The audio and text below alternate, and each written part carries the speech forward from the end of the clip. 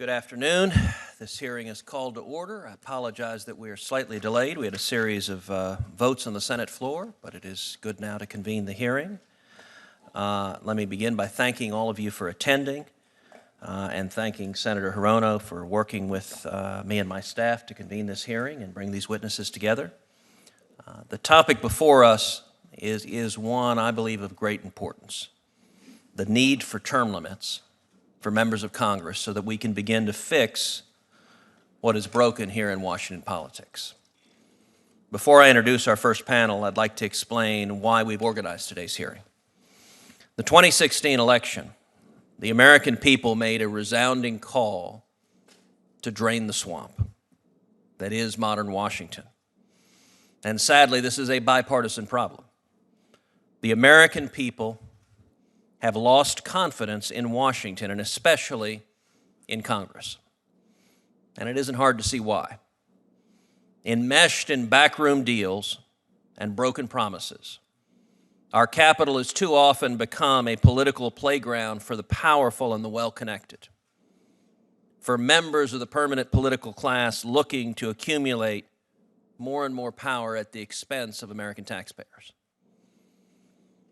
As part of his promise to drain the swamp, President Trump strongly endorsed and campaigned on passing congressional term limits. Though our founders didn't include term limits in the Constitution, they feared the creation of a permanent political class that existed parallel to rather than within American society. As Benjamin Franklin observed, quote, "In free governments, the rulers are the servants, and the people their superiors. For the former, therefore, to return among the latter was not to degrade, but to promote them."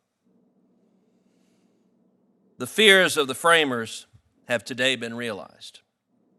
Today, the swamp is hard at work picking winners and losers, with hardworking Americans typically winding up on the losing end. Every year, Congress spends billions of dollars on giveaways for the well-connected.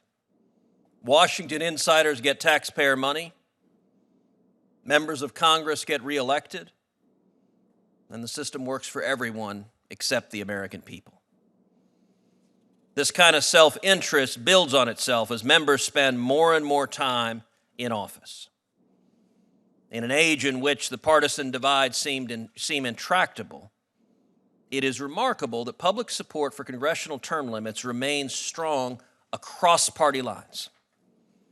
In poll after poll conducted over decades, Americans who are Republicans, who are Democrats, who are independents, Americans who are conservatives, who are liberals, who are moderates, who are men, who are women, who are Anglo-American, who are African-American, who are Hispanic, all support term limits by overwhelming margins.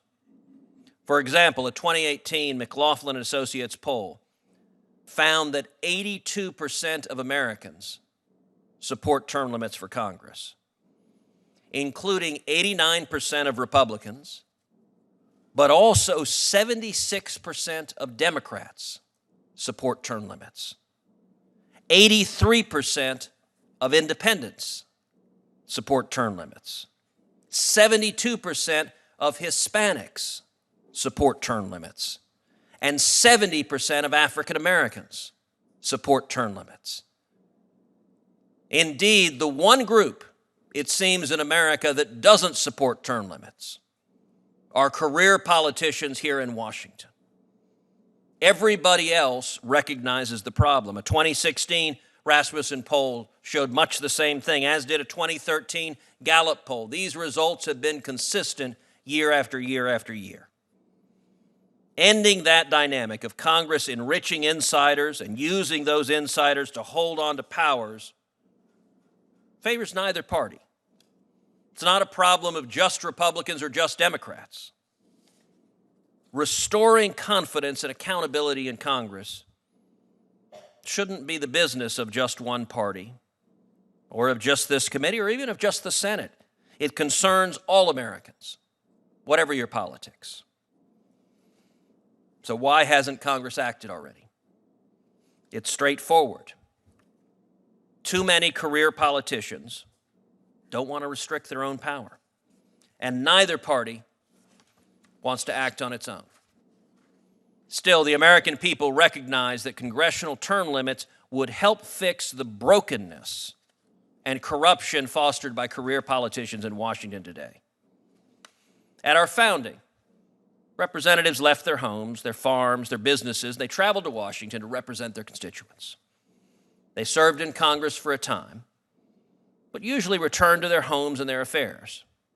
Leaders like George Washington and John Adams and James Madison reached the height of political power and then relinquished it to return to public life, private life. But today, members of Congress aren't doing that. Instead, far too many of our politicians come to Washington to stay. Too much of Washington's business is dictated by career politicians, by bureaucrats, and by lobbyists who spend time as one or the other. The rise of political careerism in modern Washington is a sharp departure from what the founders intended in our federal governing bodies, to effectively drain the swamp and to end the phenomenon of career politicians. It is long past time to enact term limits for Congress.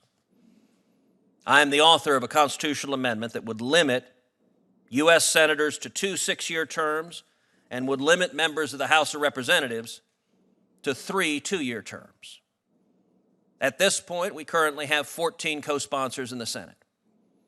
It is my hope that this hearing today will help explain why we should come together, Republicans and Democrats across party lines, to enact term limits to protect the American people. The Senate, I believe, should take up and vote on the term limits amendment that I've introduced. And if Congress will simply listen to the American people, to the overwhelming majorities across party lines that want to see term limits, which we have for the president, see term limits also for Congress, then we can rest confidence that the states would quickly ratify that amendment. The only impediment is the United States Congress, and I hope that this hearing and the panel that we have to get to today, the two panels, will help move that discussion forward.